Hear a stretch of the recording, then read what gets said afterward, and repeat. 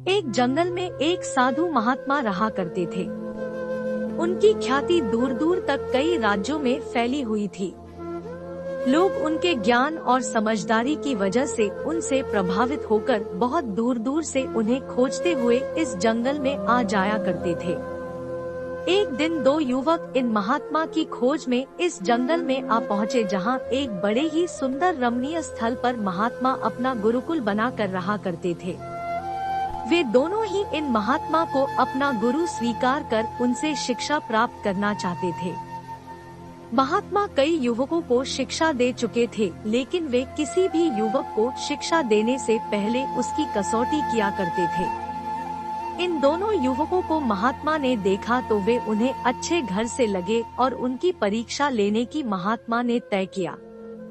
महात्मा ने दोनों युवकों से कहा कि मैं तुम्हें अपना शिष्य जरूर बना लूंगा, लेकिन उसके लिए तुम्हें मेरी एक शर्त पूरी करनी पड़ेगी। युवकों ने महात्मा से कहा कि आप जो भी कहेंगे हमें मान्य है। महात्मा ने गुरुकुल के कमरे में रखी दो कबूतरों की मूर्तियां लाकर दोनों युवकों को एक से एक थमाते हुए कहा, इन कबूतरों की मूर्तियों को तुम जीवित कबूतर ही मानो और तुम्हें यह करना है कि जब तुम्हें कोई देख ना रहा हो तब तुम्हें इन कबूतरों की गर्दन मरोड़ देनी है। जब तुम ऐसा करने में सफल हो जाओ तो मेरे पास चले आना। दोनों युवकों ने अपने अपने कबूतरों को ध्यान से देखा। दोनों ही कबूतर बहुत सुंदर से और उन पर बहुत अच्छे से रंग और आकृतियां बनी हुई थी। दोनों के मन में ख्याल आया कि इतनी आसान और सरल परीक्षा से गुरुजी हमें क्या सीखना चाहते होंगे। दोनों ने अपने अपने कबूतर लिए और अलग अलग दिशा में जंगल में चले गए।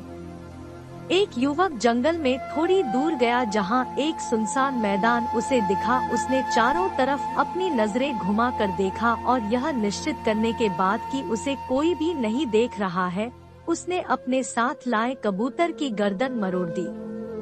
वह वापस गुरु के पास चला गया।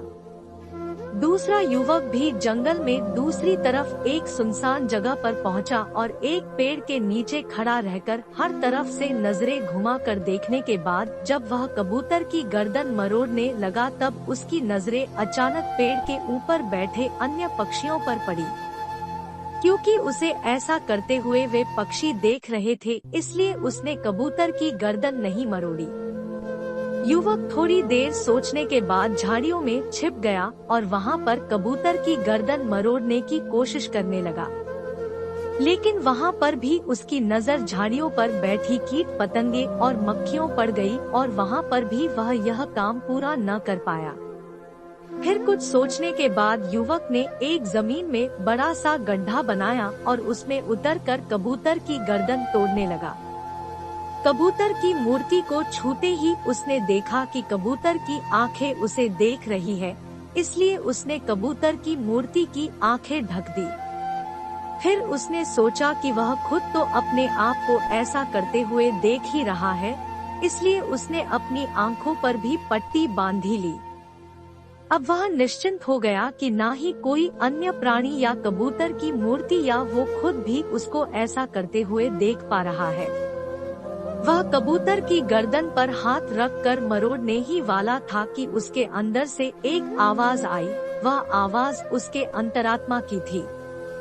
युवक अब अच्छे से समझ गया था कि गुरुजी इस छोटी सी सरल सी दिख रही परीक्षा से उन्हें क्या शिक्षा देना चाहते थे।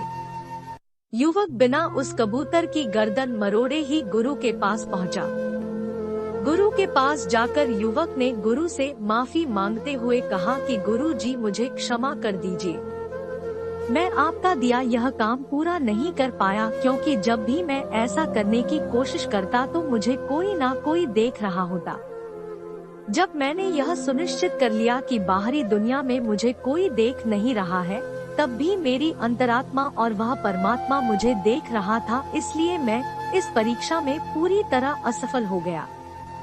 महात्मा ने उस युवक को शाबाशी देते हुए कहा कि तुम इस कसौटी में असफल नहीं बल्कि पूरी तरह से सफल हुए हो।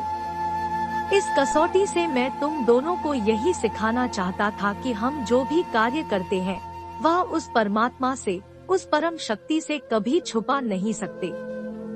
इसलिए हमें कोई भी कार्य उस परमात्मा को ध्यान में रख कर की करना चाहिए, और जब हम ऐसा करते हैं तो हम कभी गलत कार्य नहीं कर पाते। आज की स्टोरी आपको कैसी लगी है? अच्छी लगी है तो इस चैनल को सब्सक्राइब करके बेल आइकन को प्रेस करना ना भूलें।